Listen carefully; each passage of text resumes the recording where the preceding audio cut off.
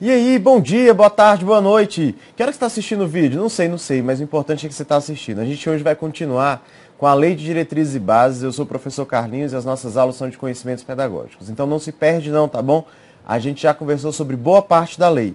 E a gente vai estar finalizando hoje, a gente vai estar comentando de algumas mais modalidades que a gente tem de ensino e vamos complementar com os demais assuntos que a nossa Lei de Diretrizes e Bases traz. Tá bom? No nosso último vídeo, você viu a gente conversando sobre a educação de jovens e adultos. A gente conversou que é aquela ofertada para aqueles que não tiveram acesso na idade própria, quer seja para o ensino fundamental, quer seja para o ensino médio. A gente colocou as disposições, né? Para acessar a educação de jovens e adultos no ensino fundamental, o jovem tem que ter pelo menos 15 anos. E para acessar no ensino médio, né? O correspondente ao ensino médio, tem que ter pelo menos 18 anos. É isso que caracteriza estar fora da faixa etária que era aquela determinada para aquele grupo de pessoas.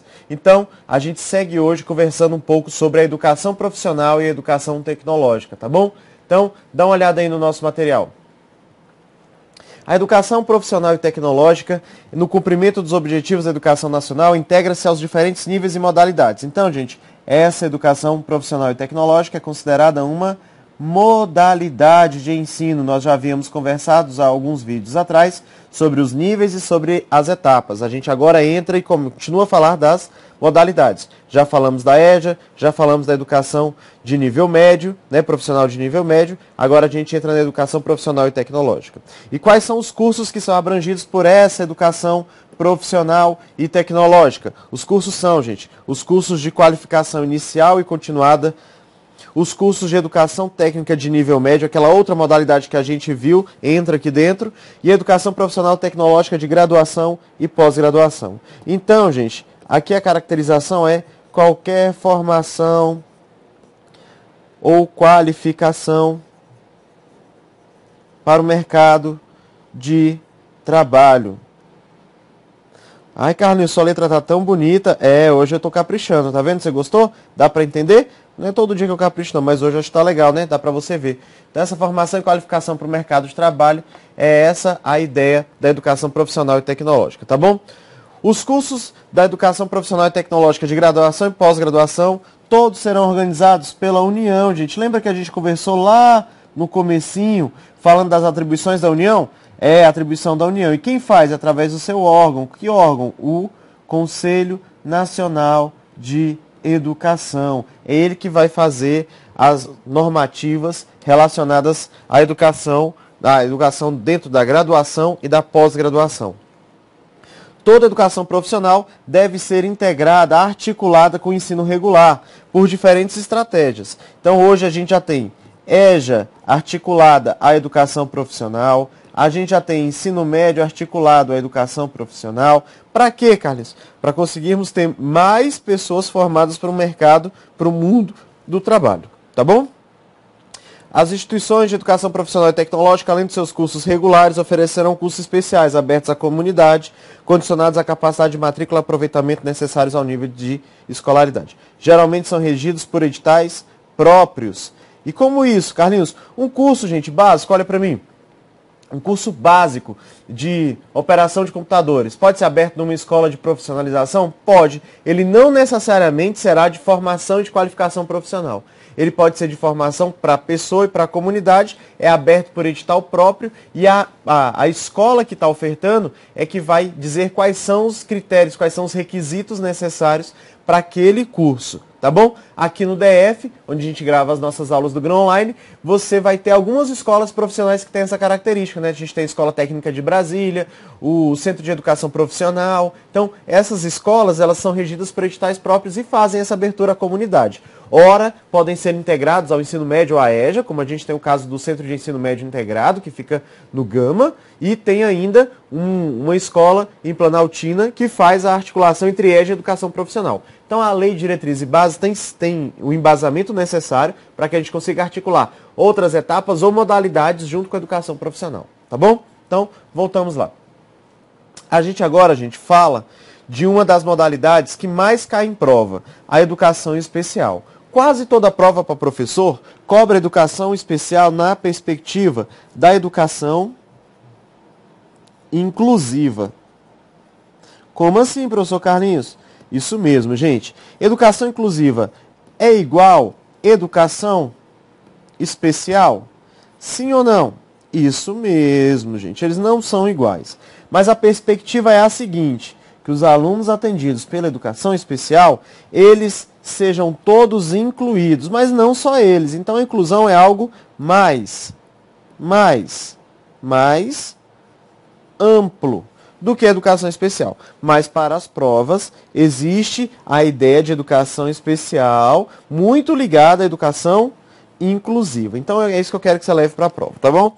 Esse artigo, gente, 58, vocês precisam decorar. Porque é o que, Carlinhos? É o conceito. Aqui a gente está falando do conceito. Do conceito da educação especial. E qual é o conceito da educação especial? Ela é uma modalidade de educação escolar oferecida preferencialmente, e aí a gente vai colocar aí, ó, um grifo, preferencialmente na rede regular de ensino para os educandos com deficiência, transtorno global do desenvolvimento e altas habilidades ou superdotados. Senhores, cuidado. E por que cuidado, Carlinhos? Porque esse texto aqui, ó, esse texto é novo. Texto alterado. E texto alterado quando, Carlinhos? Em 2013. Mas tem muitos examinadores que ainda têm cobrado o texto antigo. Por isso, o cuidado necessário. Aqui, gente, era escrito assim, ó, para educandos com necessidades educacionais especiais. Esse termo não se encontra mais dentro da LDB. O termo que a gente tem agora, então, é deficiência, transtorno global do desenvolvimento, nosso aluno TGD, o altas habilidades ou superdotados. Esse é o conceito da educação especial. E aí, gente, eu quero que você fique bem atento. Olha para mim. A educação especial ofertada, ela deve ser preferencialmente na rede regular de ensino. Lembrando, é uma modalidade. Então eu vou acrescentar um pouquinho ao conceito para a sua prova, tá bom? Mas na LDB o conceito é meio simplório, a gente vai acrescentar um pouco. A educação especial é uma modalidade de ensino transversal a todos os níveis, etapas e modalidades de ensino, que deve ser ofertada preferencialmente nas escolas regulares para os alunos com deficiência, transtorno global do desenvolvimento, altas habilidades ou superdotação. E eu diria ainda que atua de forma complementar ou suplementar a formação desses indivíduos. Esse é o conceito mais amplo que você vai ter de educação especial. A lei trouxe parte disso. As outras ideias que a gente tem, elas são dissolvidas pelos incisos e parágrafos que a gente vai ter aqui dentro deste capítulo da educação especial, tá bom? A gente está tratando do artigo de número 58. Para você não se perder, dá uma olhada aí. Vamos voltar. A educação especial exige que exista o atendimento especializado na escola regular. Esse atendimento, gente, atende pela sigla AEE. É o atendimento educacional especializado. Ele é dever do Estado.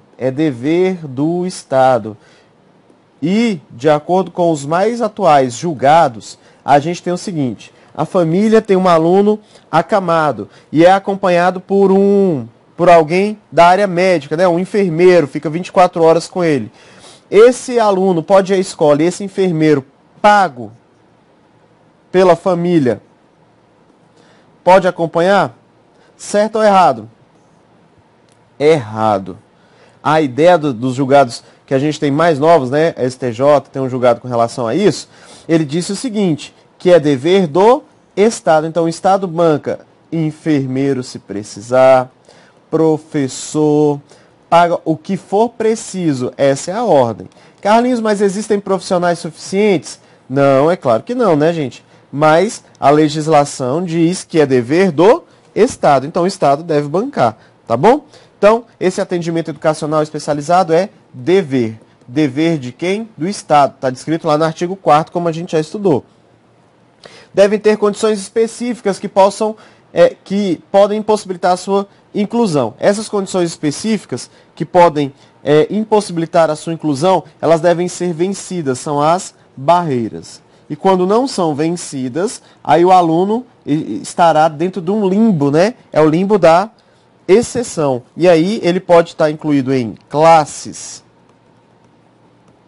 especiais, classes especiais ou ainda em escolas especiais. Tá bom? Mas isso aqui é a exceção. Tá bom? Isso é exceção. Vamos em frente, meus amigos. É um dever do Estado e é um dever constitucional a educação especial e a sua oferta, e ela se inicia aos 0 anos e ela se inicia, o texto da LDB diz assim, se inicia na educação infantil, no 0 até 6 anos. Ó, Carlinhos, isso está errado. Está errado mesmo, gente. O texto da LDB trouxe a escrita errada. Por quê? Com a nova correção que a gente tem, a educação infantil só vai de 0 até 5. Mas você vai estar atento. Se tratar da educação especial, disser que o texto da LDB diz que é de 0 a 6 anos, quando estiver falando de educação especial, esse texto ainda está assim. Deve ser corrigido em breve, tá, gente? É um erro material, mas a gente precisa estar atento. Se a prova trouxer dentro de si o corpo da lei, então você vai ver que quando ele estiver tratando da educação especial, ele vai falar que se inicia aos 0 anos e vai até o fim da educação infantil, que é aos 6 anos. Então aqui é um erro, mas está dentro da LDB? Está dentro da LDB. Cuidado, tá bom? Cuidado. Vamos em frente aí, ó. O aluno com necessidades especiais, olha o termo, eu usei o termo errado, hein, gente? O termo correto é o aluno com deficiências, transtorno global do desenvolvimento, altas habilidades e superdotado. Carlinhos, mas esse termo deixou de ser usado? Não existe mais? Não, gente, o termo existe, necessidades especiais. Só que na lei, o termo que está é esse, tá bom? Fiquem atentos aí. O que a gente tem que fazer por ele? Ele deve ter currículos, métodos, técnicas, recursos educativos e organização específica para atender às suas necessidades. São as chamadas adaptações que a escola deve fazer para atender os nossos alunos. Existe a terminalidade específica ou ainda a aceleração de estudos. O que é essa terminalidade específica? Quando a gente tem o nosso aluno que não consegue progredir mais no ensino fundamental, a ele pode ser dado a conclusão do ensino fundamental a fim de que ele consiga progredir nos estudos, acessar o ensino médio, educação profissional, a fim de se formar para a vida, tá bom? Então a terminalidade específica aqui trata da formação dentro do ensino fundamental. E a aceleração de estudos é aquele suplemento para aquele aluno que está para além dos currículos escolares. Quem são esses alunos? Os alunos altas habilidades e os alunos superdotados. Esses podem ter uma aceleração de estudos, tá bom? Professores com especialização ou capacitados. O que é isso, Carlinhos? Para atender no atendimento educacional especializado, o professor tem que ser um especialista. E para atender na sala regular, o professor deve ser capacitado. Olha para mim. O professor capacitado é aquele que tem formação inicial. Eu, quando fiz a minha graduação, espera-se que eu tenha acesso à educação especial, disciplinas dentro do meu curso que me favoreçam o trabalho com esses alunos especiais. Então, eu sou um professor capacitado. Carlinhos, para trabalhar lá na sala de recursos multifuncional, para dar o atendimento educacional especializado a esse aluno, aí você tem que ser um especialista. E esse especialista tem que ter feito uma especialização no nível pós-graduação, professor Carlinhos? Não. Tem que ser um curso próprio daquele atendimento. Existem cursos do tipo Libras. Libras é um curso de especialização do tipo pós-graduação? Nem sempre, pode não ser. Se a pessoa tem esse curso, é uma professora especializada para o atendimento educacional especializado? Sim, ela pode dar esse curso. Ah, Carlinhos, eu estou fazendo um curso de Braille e de linguagem matemática unificada. Posso fazer o atendimento educacional especializado? Pode, é um curso específico para esse público, tá bom? Então, fiquem atentos aí, não precisam necessariamente essa especialização estar tratando de um curso de pós-graduação. Se esteja muito essa pergunta em sala, você não vai errar por isso, tá bom? Tem ainda a educação especial para o trabalho. Então, é a inserção destes alunos nos programas que estão ligados à formação para o mundo do trabalho, quando houver a capacidade de competitividade no mercado de trabalho, ou ainda a inserção quando existe a área artística, né, de artesanato, formação para essas áreas. Acesso igualitário aos benefícios dos programas sociais suplementares disponíveis para o respectivo nível de ensino regular em que aquele aluno estiver inserido. Então, ele também tem acesso aos programas sociais se estiver lá dentro daqueles níveis, ou educação infantil, ou ensino fundamental, ou ensino médio, onde ele estiver inserido, tá bom? Existem instituições privadas que podem receber dinheiro público, olha aí, podem receber verbas públicas, mas o Estado também deve criar espaço para atender esses alunos nas escolas regulares. Então, a gente pode fazer isso por cooperação com as instituições privadas, ou pode fazer por convênios, né? Quando faz por cooperação, a gente tem servidores da secretaria da rede pública de ensino atuando. Quando faz por convênio, paga-se para a instituição privada fazer o atendimento a esses alunos. Não é comum em muitos estados essa cooperação ou convênio. Aqui no Distrito Federal a gente tem alguns convênios e algumas cooperações técnicas para que haja esse atendimento ao aluno da educação especial. Mas o ideal é que os espaços sejam criados dentro das escolas públicas regulares. Ainda não se consegue atender a todos esses alunos nas escolas públicas regulares. Por isso se fazem convênios e se fazem cooperações. Tá bom? Essa é a ideia, senhores. Vamos em frente. Olha para mim. A gente continua o nosso trabalho das modalidades de ensino e a gente vai começar a tratar, senhores, agora da educação superior, também descrita na LDB. Deixa eu te falar uma coisa. As modalidades de ensino, elas não foram todas descritas dentro da LDB. Quando a gente começou a conversar sobre a LDB, lá no começo dos vídeos, no nosso primeiro vídeo, a gente falou que ela foi, após a sua entrada no meio jurídico, ela começou a ser regulamentada por resoluções do Conselho Nacional de Educação. E aí a resolução de número 4, a resolução número 4 trata da educação básica. Essa resolução trouxe todas as modalidades descritas. Então a gente tem lá a educação do campo, a educação quilombola, a educação à distância, todas descritas dentro dessa resolução de número 4 do Conselho Nacional de Educação. A LDB não trouxe todas descritas. Algumas ela tratou de forma superficial, algumas ela descreveu. Lembrando, quais foram as que a gente descreveu? A gente falou aqui da educação de jovens e adultos, a gente falou da educação profissional, a gente falou da educação profissional em nível médio e falamos da educação especial. Faltaram algumas. Quais, Carlinhos? Faltou a educação do campo, faltou a educação indígena, educação quilombola, educação à distância. Essas foram as que faltaram, tá bom? Então, assim, fiquem atentos. Essas outras não estão dentro da LDB. Estão dentro da resolução de número 4, que é do Conselho Nacional de Educação. A última prova para professor aqui do DF cobrou essa resolução. E aí as pessoas tiveram que estudar esse documento.